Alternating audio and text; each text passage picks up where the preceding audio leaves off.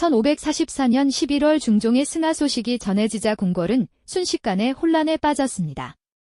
12세의 어린 세자가 조선의 제13대 왕 인종으로 즉위했지만 그의 치세는 채 8개월을 넘기지 못했습니다. 1545년 7월 인종이 갑작스럽게 세상을 떠나자 왕위는 12세의 이복동생 명종에게 넘어갔습니다. 그런데 이 어린 왕에게는 다른 왕들과는 확연히 다른 특별한 상황이 하나 있었습니다. 바로 친모 문정왕후가 수렴청정을 하며 실질적인 권력을 행사했다는 것입니다. 표면적으로는 어린 아들을 돕기 위한 모후의 지극한 사랑으로 보였지만 역사는 그 이면에 숨겨진 충격적인 진실을 기록하고 있습니다. 문정왕후는 밤마다 명종의 침소를 찾아갔고 이는 훗날 명종이 34세의 젊은 나이에 후사도 없이 세상을 떠나는 비극적 결말로 이어지게 됩니다. 과연 문정왕후는 왜 밤마다 성인이 된 아들의 침소를 찾아갔을까요? 그녀가 진정 원했던 것은 무엇이었을까요? 그리고 이것이 어떻게 명종의 단명과 연결되는 것일까요? 조선왕조실록과 여러 야사에 기록된 이 기묘한 모자관계의 진실을 파헤쳐 보겠습니다. 이야기는 명종이 즉위하기 훨씬 이전으로 거슬러 올라갑니다. 1534년 중종의 후궁이었던 윤씨가 낳은 아들이 바로 훗날의 명종입니다. 당시 중종에게는 정비 장경왕후가 낳은 세자가 있었는데 그가 바로 인종이었습니다. 하지만 장경왕후는 인종을 낳은 지 7일 만에 산후병으로 세상을 떠났고 중종은 1517년 파평윤씨 집안의 딸 윤씨를 새 왕비로 맞이했습니다. 그녀가 바로 문정왕후입니다. 문정왕후는 총명하고 의지가 강한 여성이었습니다.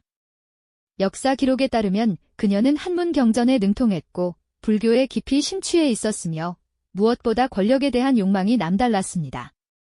왕비가 된 지 17년 만인 1534년 그녀는 아들을 낳았고 그 아이가 바로 경원대군 훗날의 명종이었습니다. 문정왕후는 처음부터 자신의 아들을 왕으로 만들겠다는 야심을 품고 있었습니다. 하지만 앞에는 이미 세자로 책봉된 인종이 버티고 있었습니다. 게다가 인종은 학문에 뛰어나고 성품이 온화하여 신하들의 신망이 두터웠습니다.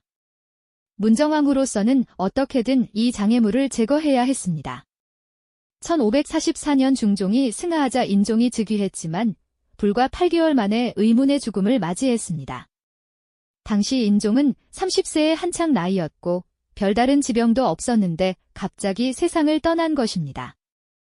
일부 야사에서는 문정왕후가 독사를 사주했다는 의혹을 제기하기도 했지만 명확한 증거는 없었습니다. 다만 조선왕조실록에는 인종이 즉위 직후부터 원인 모를 병으로 고생했다는 기록이 있고 문정왕후와 그녀의 오빠 윤원형이 인종을 배척하는 움직임을 보였다는 내용도 적혀 있습니다. 인종이 후사 없이 세상을 떠나자 12세의 명종이 왕위에 올랐습니다. 1545년 7월의 일이었습니다. 하지만 어린 왕은 아직 국정을 직접 돌볼 수 없었기에 문정왕후가 발을 치고 수렴청정을 시작했습니다. 조선 역사상 왕의 생모가 수렴청정을 한 경우는 여러 번 있었지만 문정왕후만큼 강력하고 직접적으로 권력을 행사한 경우는 드물었습니다. 그녀는 자신의 오빠 윤원영을 영의정에 앉히고 정치를 좌지우지했습니다. 당시 조정에서는 인종을 지지했던 대윤파와 명종을 옹립한 소윤파가 치열하게 대립하고 있었는데 문정왕후는 대윤파를 철저히 숙청했습니다. 1545년 을사사화가 그것입니다. 유님, 유관, 유인숙 등 당대 최고의 학자이자 정치가들이 역모를 꾀했다는 누명을 쓰고 처형당했고 그 가족들까지 화를 입었습니다. 을사사화로 정적들을 제거한 문정왕후는 더욱 대담하게 권력을 휘둘렀습니다. 그녀는 불교를 부흥시키겠다며 승과를 부활시켰고 보우라는 승려를 궁궐에 들여 봉은사와 봉선사를 중창하도록 했습니다. 유교를 국시로 삼는 조선에서 이는 매우 파격적인 일이었고 유생들의 거센 반발을 불러일으켰습니다. 하지만 문정왕후는 아랑곳하지 않았습니다. 조선왕조실록에는 대비가 불교를 숭상하여 국고를 탕진하니 백성들의 원성이 높았다는 기록이 여러 차례 등장합니다. 한편 명종은 성장하면서도 어머니의 그늘에서 벗어나지 못했습니다. 1553년 명종이 20세가 되어 친정을 시작할 나이가 되었지만 문정왕후는 수렴청정을 거두지 않았습니다.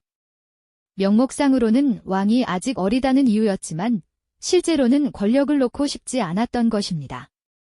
그런데 바로 이때부터 기이한 소문이 궁궐 안팎으로 퍼지기 시작했습니다. 문정왕후가 밤마다 명종의 침소를 찾아간다는 것이었습니다. 처음에는 어머니가 아들을 격려하고 국정을 논의하기 위함이라고 여겨졌습니다. 하지만 시간이 지나면서 이 방문의 진짜 목적이 드러나기 시작했습니다. 궁중 야사를 기록한 문헌들에 따르면 문정왕후는 명종의 후궁 간택과 침소 생활에 지나치게 간섭했습니다. 명종이 특정 후궁을 총애하면 그 후궁을 멀리하게 만들었고 왕이 후사를 얻을 수 있는 기회를 의도적으로 차단했다는 것입니다.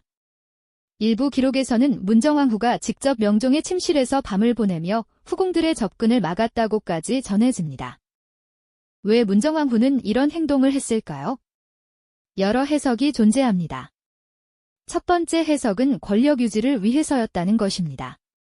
만약 명종에게 아들이 태어나면 왕실의 관심이 그 어린 왕손에게 쏠릴 것이고 자신의 영향력이 약화될 것을 우려했다는 분석입니다. 실제로 조선시대 대비들은 왕의 자식이 태어나면 자연스럽게 뒷전으로 밀려나는 경우가 많았습니다. 두 번째 해석은 과도한 모성애와 집착이었다는 것입니다. 심리학적으로 볼 때 문정왕후는 아들에 대한 병적인 애착을 가지고 있었고 명종이 다른 여성에게 관심을 보이는 것 자체를 견디지 못했을 가능성이 있습니다. 세 번째 해석은 더욱 음모론적인데 명종을 일부러 약하게 만들어 자신이 계속 권력을 행사하려 했다는 것입니다. 당시 궁궐의 분위기는 매우 억압적이었습니다. 명종은 형식적으로는 왕이었지만 실질적인 권한은 거의 없었습니다. 모든 중요한 결정은 문정왕후가 내렸고 신하들도 왕보다는 대비의 눈치를 더 살폈습니다. 명종은 점점 무기력해져 갔습니다. 1554년 명종이 21세가 되었을 때 신하들이 왕께서 친정을 시작해야 한다고 청했지만 문정왕후는 거절했습니다. 왕은 아직 어리고 경험이 부족하니 내가 더 도와야 한다는 것이 그녀의 답변이었습니다. 실록에는 대비의 위세가 하늘을 찌르니 감히 거역할 자가 없었다고 기록되어 있습니다. 1557년 명종이 24세가 되었을 때 드디어 문정왕후가 수렴청정을 거두었습니다. 하지만 실질적인 권력은 여전히 그녀의 손에 있었습니다. 윤원영이 여전히 영의정으로 조정을 장악하고 있었고 모든 정사는 문정왕후의 허락을 받아야 진행될 수 있었습니다. 명종은 이때까지도 아들을 얻지 못했습니다. 그에게는 중전 인순왕후가 있었고 여러 명의 후궁도 있었지만 아무도 왕자를 낳지 못했습니다. 이는 당시로서는 매우 이례적인 일이었습니다. 의관들이 왕의 건강을 살폈지만 특별한 문제를 발견하지 못했고 후궁들도 모두 건강했습니다. 그럼에도 불구하고 왕자가 태어나지 않는 것은 미스터리였습니다. 야사에서는 이 시기 문정왕후의 행동에 대해 더욱 구체적으로 기록하고 있습니다. 한 야사에 따르면 문정왕후는 명종이 후궁과 동침하는 날짜까지 통제했다고 합니다. 궁중의 상궁들을 시켜 왕의 일거수일투족을 감시했고 왕이 특정 후궁을 총애하면 그 후궁을 다른 곳으로 보내버렸습니다. 또 다른 기록에서는 문정왕후가 명종에게 아직은 아들을 낳을 때가 아니다라고 직접 말했다고도 전해집니다. 왕실의 혈통을 잇는 것보다 자신의 권력을 유지하는 것이 더 중요했던 것입니다. 1560년대에 들어서면서 명종의 건강이 눈에 띄게 나빠지기 시작했습니다. 실록에는 상께서 자주 병환이 있으셔서 조회를 폐하셨다는 기록이 빈번하게 등장합니다. 명종은 두통과 소화불량에 시달렸고 기력이 점점 쇠약해졌습니다. 의관들이 여러 처방을 내렸지만 차도가 없었습니다. 현대 의학적으로 볼 때 이는 극심한 스트레스와 우울증의 증상으로 해석됩니다. 어머니의 과도한 간섭과 통제, 왕으로서의 무력감, 후사를 잊지 못하는 것에 대한 압박감 등이 복합적으로 작용했을 것입니다. 1565년 4월 문정왕후가 세상을 떠났습니다. 그녀는 73세까지 장수하며 20년간 조선의 실질적인 통치자로 군림했습니다. 문정왕후의 죽음 소식을 듣고 백성들은 이제야 해가 떠오른다며 안도했다고 전해집니다. 그녀의 죽음으로 윤원영도 실각했고 소윤파의 권력도 무너졌습니다. 명종은 이제야 진정한 왕이 될 수 있었습니다. 하지만 이미 너무 늦었습니다. 30대 초반이었던 명종은 이미 심신이 크게 쇠약해진 상태였습니다. 그는 어머니의 죽음 이후 적극적으로 정사를 돌보려 했지만 건강이 따라주지 않았습니다. 문정왕후가 죽은 지 2년 후인 1567년 6월 명종은 34세의 젊은 나이에 세상을 떠났습니다. 조선왕조실록은 상께서 승하하시니 나라 안팎이 통곡했다고 기록했지만 실제로는 많은 신하들이 안도했다고 합니다.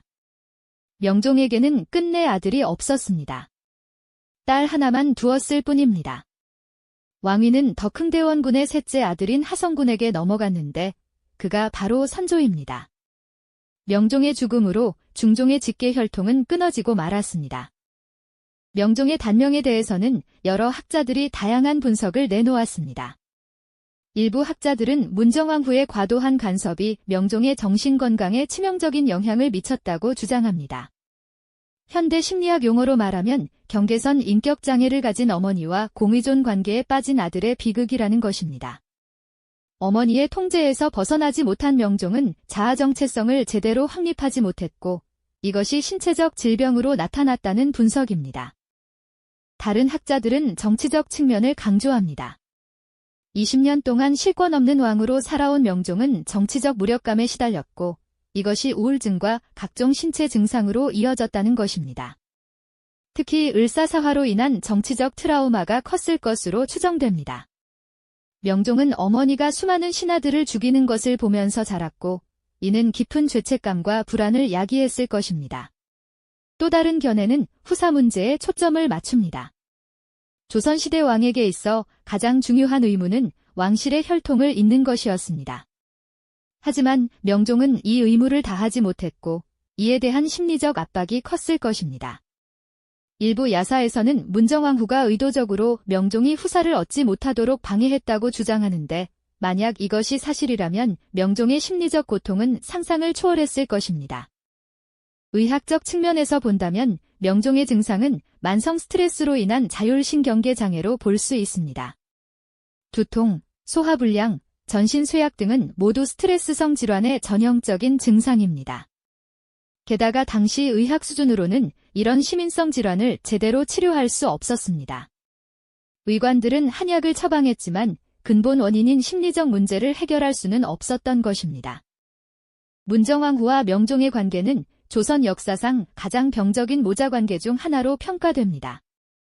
비슷한 사례로는 정조와 해경궁 홍씨의 관계를 들 수 있지만 그 경우는 서로 의지하며 버텨낸 긍정적인 측면도 있었습니다. 반면 문정왕후와 명종의 관계는 일방적인 통제와 억압으로 점철되어 있었습니다. 이는 고려시대 충혜왕과 그의 어머니 덕령공주의 관계와도 비교됩니다. 덕령공주 역시 아들에 대한 과도한 집착으로 충혜왕의 폭정을 방치했고 결국 왕이 폐위되는 비극으로 이어졌습니다. 오늘날 우리는 문정왕후와 명종의 이야기에서 무엇을 배울 수 있을까요? 첫째, 권력에 대한 집착이 가장 가까운 사람마저 희생시킬 수 있다는 교훈입니다. 문정왕후는 권력을 유지하기 위해 자신의 아들을 도구로 삼았고 그 결과 아들의 삶을 망쳤습니다. 둘째, 건강한 독립과 분리가 얼마나 중요한지를 보여줍니다. 부모와 자식 간에도 적절한 거리와 경계가 필요하며 과도한 간섭은 양쪽 모두에게 해롭습니다. 셋째, 심리적 건강이 신체 건강에 얼마나 큰 영향을 미치는지 알 수 있습니다. 명종의 조기 사망은 신체적 질병이라기보다는 정신적 고통의 결과였습니다. 명종은 재위 22년 동안 큰 업적을 남기지 못했습니다. 그는 을사사화의 희생자들을 복권시키고 정치를 바로잡으려 했지만 어머니가 만들어 놓은 구조를 바꾸기에는 시간도 힘도 부족했습니다. 그가 만약 어머니의 간섭 없이 정상적으로 성장하고 왕위에 올랐다면 어떤 왕이 되었을까요? 그의 성품은 원래 온화하고 학문을 좋아했다고 전해집니다. 어쩌면 훌륭한 성군이 될 수 있었을지도 모릅니다. 하지만 역사에 가정은 없습니다. 우리에게 남은 것은 34년의 짧은 생을 고통 속에서 살다간 한 남자의 비극적인 이야기뿐입니다. 구독과 좋아요는 더 좋은 역사 이야기를 만드는 데 큰 힘이 됩니다. 다음에도 흥미진진한 역사 이야기로 찾아뵙겠습니다.